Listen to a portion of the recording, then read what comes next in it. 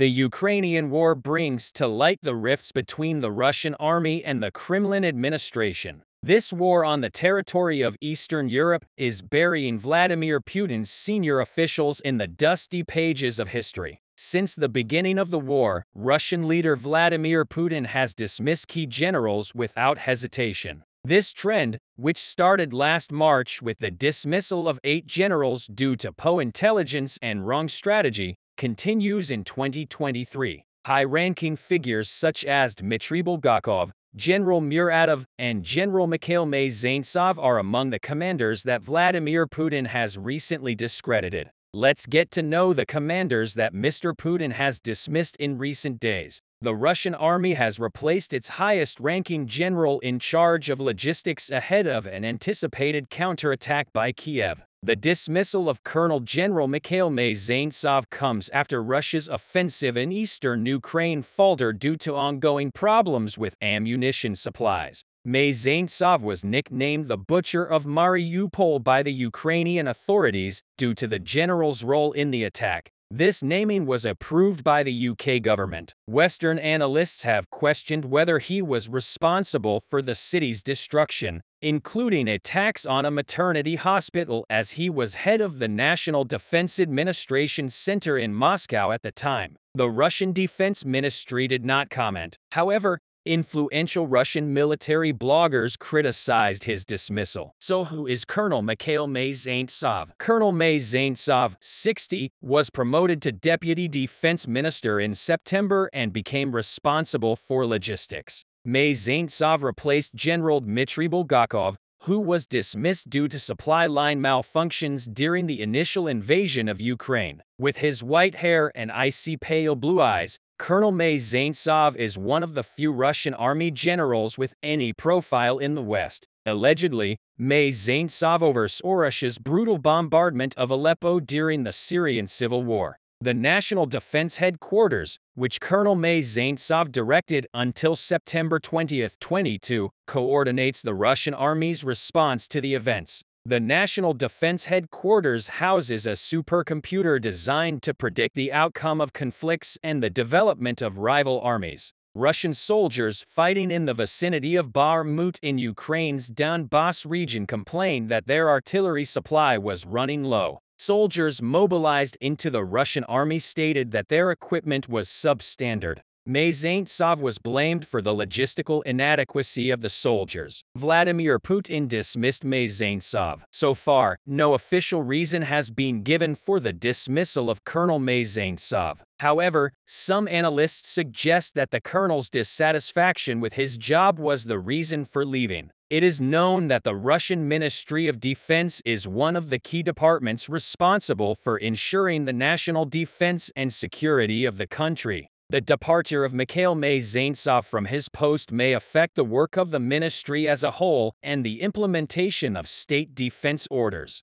Possible changes could undermine the coordination of logistics, processes, and interaction between Department of Defense units. The current resignation may not be the only one, according to a number of Russian military experts. On the other hand, the chaos in the Russian army has been going on for a long time. The reason for this chaos is a series of humiliating defeats on the front lines. Vladimir Putin is used to blaming these defeats on top commanders from the first day of the war. The Russian leader never admitted that he made the wrong strategic moves. Vladimir Putin blamed his own mistakes on the generals. This situation of senior Russian commanders could be summed up as scapegoats. One of these scapegoats is Admiral Sergei Avakyants, the commander of Russia's Pacific Fleet, was dismissed a week after the surprise inspection. The change was announced a week after the Pacific Fleet was ordered to conduct surprise combat exercises to repel a theoretical enemy landing.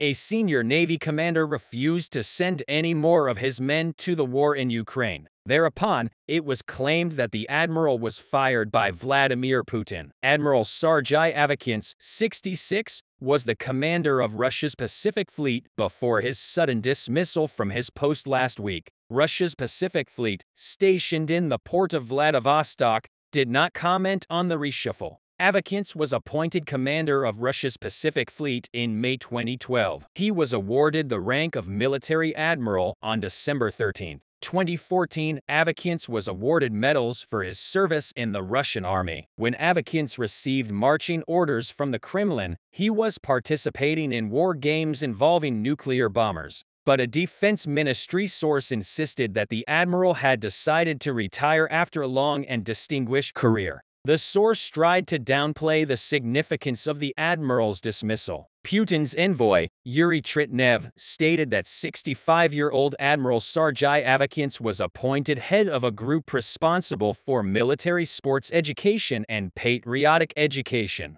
In short, the chaos in the Russian army is trying to be solved by dismissing high-level officials. These ruptures in the army are wearing down Vladimir Putin a lot, while Putin can't even find a solution to the problems within the army. He is left with bigger issues. Are the explosions on the Kremlin preparing the end of the Russian leader? The explosions took place in the dome of Sandansky Dvorets in the Kremlin. Video footage released on social media platforms showed that 2 explosions occurred over the Kremlin 15 minutes apart earlier today. The video shows a drone approaching the dome and then exploding in a fireball lighting up the sky. It seems that this drone did not hit the dome itself, however, it exploded very close to the dome, causing burning debris to fall. Photos from another video show 2 drone strikes, one at 2:17 am, and the other at 2:43. Moscow residents noted that the sound of the explosion could be heard from the opposite side of the Moscow River. According to the Yakima main Telegram channel, at the same time, these explosions ignited the blame duel between Russia and Ukraine. Russia claimed that the Ukrainian government carried out a drone strike. The Kremlin described it as a deliberate attempt to attack President Vladimir Putin's residence, which was blocked by Russian electronic warfare systems. Russia did not publish any evidence that Ukraine was behind the explosions. Ukraine claimed that Russia fabricated the incident to divert attention from Ukraine's impending counterattack. The Kiev administration denied any intervention. An attack on the heart of Moscow represents a bold move by Kiev that has the potential to have serious repercussions. US intelligence agencies were still trying to determine what had happened. According to 2 American officials briefed on the situation, U.S. officials have expressed concerns in the past about Ukrainian attacks on Russian soil. Officials were concerned that these attacks might provoke Moscow without a direct impact on the battlefield. It was also clear that whatever the source of the explosions, the Kremlin made a deliberate choice to publicize the event. About 12 hours after the explosions, Mr. Putin's press service released a rare 5-paragraph statement. In the statement, it was claimed that the Kiev regime was trying to kill the president by using drones. Mr. Putin's spokesman said the president was not in the Kremlin when the blast occurred around 2:30 am. Moscow time. If the explosions were truly a drone strike, penetrating the air defenses in central Moscow would have represented the last embarrassing failure of the Russian military. In any case, the incident could be a pretext for Mr. Putin to launch new attacks on Ukraine, as happened in the aftermath of Russia's fiery attack on the Crimean bridge last October. Ukraine maintained a policy of largely deliberate uncertainty over whether it played a role in the attacks inside Russia. In recent explosions, Ukrainian President Vladimir Zelensky has directly denied responsibility. It seems that as long as the Ukrainian war continues, chaos will increase both in the Russian army and within the Kremlin administration. We will wait and see how Vladimir Putin will intervene in this chaos. Russians started focusing on destroying everything that moved in and out of Bakhmut. They increased drone reconnaissance to spot movements, the concentrated artillery fire, and they moved in mortars closer to the contact line. Nonetheless, Ukrainian losses in vehicles suddenly dropped over the last 2 days, and Russian commanders started raising the alarm that Ukrainians are staying in because they prepared a massive counterattack. Last time I told you that Ukrainians managed to impose beneficial for them urban fighting by partially withdrawing and creating a vacuum that Russians tried to fill in and capitalize on. I also told you that Ukrainians put a lot of effort into preserving the corridor for withdrawal by launching a series of limited counterattacks, but also by extensive airstrikes with assault helicopters. The freshest report suggests that these efforts are not enough because Russians have improved their fire control over the retreat roads. When Russians had just advanced into the area, they were still using only artillery to hit the roads in the fields. Later, Russians started to use drones to correct their fire to make sure that they accurately target these small roads. And Russians also brought mortars closer to the contact line. That is why 5 to 6 days ago, the number of vehicles hit during the process of withdrawal noticeably increased. Russian sources reported that Ukrainians responded by shifting to only using the roads at night in order to constrain the spotting of the convoys. Ukrainians are also using very small groups of 5 to 8 vehicles that they launch at random times. Such tactic not only decreases the probability of being spotted, but also requires the Russians to expend significantly more shells to be effective. Unfortunately, the Russians manage to catch some vehicles every day, even in the most unconventional places such as forest areas. But over the last 2 days, based on Russian reports, Ukrainian losses of cars and armor have suddenly decreased by more than 50%. Military analysts are offering 3 plausible explanations. Firstly, as discussed in the previous report, Ukrainians have reinforced their flanks and assumed an active defense position, meaning that they have started conducting limited counterattacks whenever possible instead of just staying in their position waiting to defend against the next attack. This limited counterattacks have reportedly pushed Russians a little bit back, which reduced their possibilities of using drones. But even more importantly, mortars. Secondly, after Ukrainians started slowly withdrawing from the eastern bank of the river and southern parts of the city, Russians may have concentrated their efforts on developing their success here. Such actions required constant artillery support, which was granted at the expense of fire control over the roads leading out of Bakhmut. In fact, today, geolocated footage confirmed that Russians gained 1 more street north of their positions and 1 street west of their positions. Lastly, after seeing a huge spike in vehicle losses, Ukrainians may have put some limitations on the use of roads for some time while they are preparing to take greater measures for widening the corridor and reducing Russian fire control. In fact, after the head of the Wagner Group, Prigozhin, drew the attention of Russian military analysts to the offensive groups that Ukrainians are forming in the Donetsk region, many started to evaluate a Ukrainian counterattack in this region as a possibility.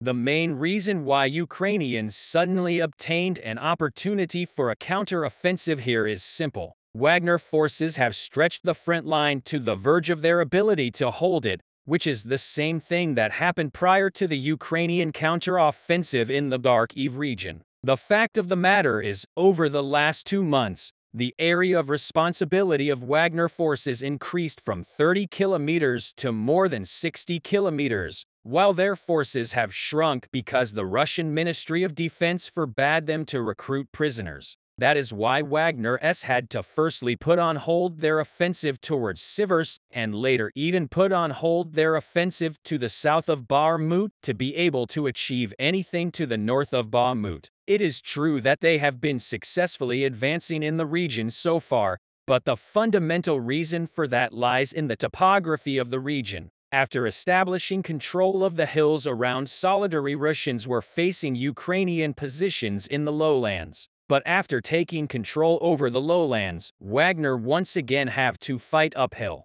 And with the lower concentration of troops due to the stretched front line, the further they go, the harder it gets. And right now, we are at the point where Wagner forces are concentrated in the lowlands around Bakhmut, which opens a possibility for Ukrainians to attack and recapture the hills of Yakovlevka and Kozhumayka and engulf Wagner forces that are trying to engulf Bakhmut. Winning and losing is a fact inherent in the nature of war. Therefore, every army at war determines distance to victory through large and small gains and losses. Therefore, it is natural to gain territory after successful operations or lose territory after defeats. However, losing or gaining some territories can change the course of a war. For Ukraine, this is undoubtedly the Crimean Peninsula. In recent days, the Ukrainian army has carried out a series of attacks on the Crimean Peninsula. Ukraine is getting closer to its goal. Since the beginning of the Russian invasion of Ukraine,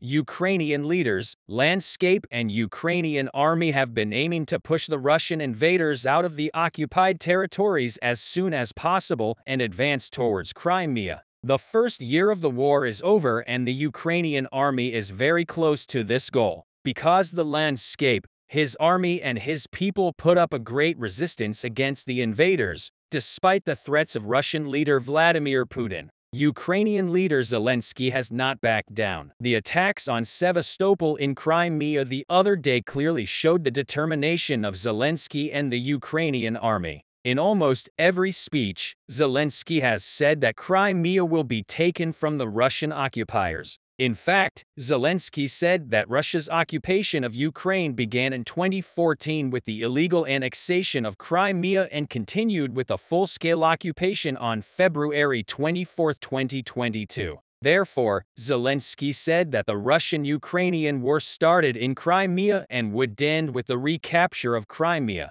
Crimea, which Zelensky often reminded, has been the target of the Ukrainian army in recent days. The Ukrainian army has now crossed the occupied territories and is advancing to Crimea. Ukrainian drones hit Crimea the other day. After this attack on the port of Sevastopol in the morning, Kremlin issued an emergency alert. The day before the Ukrainian army drone strike, explosions also occurred in the Crimean city of Zonki. The railway supply line of the Russian occupiers in Zonki was hit during the delivery of Caliber missiles. Increasing activity in Crimea. Before analyzing the latest development in Sevastopol, Crimea, we will have a reminder as Anka Daily News team will continue to report all developments regarding the Russia-Ukraine war with our understanding of accurate and impartial journalism. We kindly ask you to click on the Super Thanks button to support our work and our team. Ukrainian army drones targeted Sevastopol in Crimea. The port city of Sevastopol is of great importance in the war. For this reason, the Ukrainian army also carried out attacks on the port of Sevastopol during the first year of the war. The attack carried out the other day was prevented by Russian forces. However, Ukrainian drones had hit so many points in Sevastopol port that Russia stopped sea transportation after the attack. The hit on the port of Sevastopol has unsettled Kremlin because the loss of this region means that Russia has failed in its invasion of Ukraine. If Ukraine liberates Crimea from the Russian occupiers, the war could spread to Russian territory at any moment. That is why Kremlin is trying very hard not to lose the Crimea region after the Ukrainian army's attack on Sevastopol. Many Russian and Ukrainian officials made statements in order to hide the defeat. Russia declared that the attack was repelled and no damage was done. Mikhail Mezentsev, the occupying governor of Crimea, said about the Ukrainian army's attack, "Our fleet repelled a surface drone attack early this morning. They tried to enter the bay, but our Navy men opened fire on them. In addition, air defenses were engaged. 3 drones have been destroyed so far." Ukrainian officials also commented on the attack. Natalia Humaniuk, a spokesperson for Ukraine's Southern Operational Command, interpreted the Ukrainian army's attack as a signal for Russia to leave the Crimean Peninsula. Minutes later, it became clear that the statements of the occupying governor, Mikhail Mezentsev, were untrue because the Ukrainian army, which was said to have been repulsed, attacked the South Bay area near the area where the Black Sea Fleet is anchored. No statement was made about the explosions in the South Bay area. Residents said the explosions were so violent that the windows of the famous Moscow House Cultural Center building located near the South Bay area exploded. It was stated that even the windows of houses located kilometers away from the explosion zone shook. Over the past 2 days, a series of explosions have taken place in Crimea. The Ukrainian army's attacks on Crimea have increased. The timing of the increased attacks in Crimea was very meaningful because the attacks increased after Russian leader Vladimir Putin's visit to Crimea.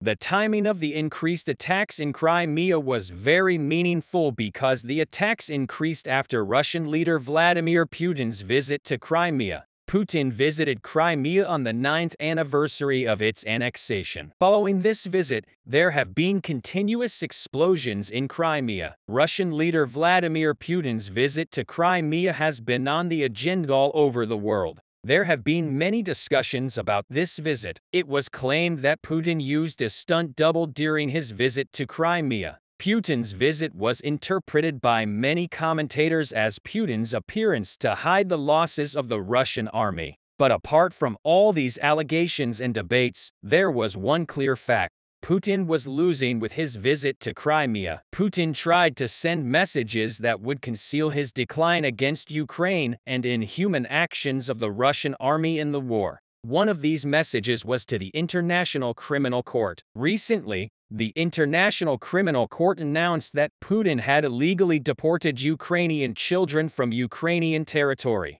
It is also known that many Ukrainian children have been kidnapped by the Russian occupiers for these reasons. The International Criminal Court issued an arrest warrant for Putin the day after this decision. Putin visited Sevastopol on the Crimean Peninsula. A visit there was a reference to the International Criminal Court's decision. Russian leader Vladimir Putin was welcomed in Crimea by Mikhail Mezentsev, the occupying governor of Sebastopol. Radovoyevich showed Putin around many regions in Crimea. The visit to Children's Center and Art School was one of the most noteworthy ones, with Russian officials described as a surprise visit. The Russian leader made a reference to the decision of the International Criminal Court. With his visit to the Children's Center, Russian leader Vladimir Putin is no longer successful, even though he makes visits and gives images to hide his losses at the front. Because the losses of the Russian army have become impossible to hide, the Russian army had to retreat from many regions. The army's military personnel and equipment problems are increasing day by day. The losses of the Russian army from the beginning of the war until today are as follows: 167,090 military personnel, 3,557 tanks, 6,887 armored combat vehicles, 2,589 artillery systems, 509 reactive spread fire system, 272 air defense systems, 305 aircraft, 290 helicopters, 5,434 automotive and tank equipment, 18 military ships and boats, 909 cruise missiles, 2,183 unmanned aerial vehicles, 270 special machines, and 4 operational tactical missile systems.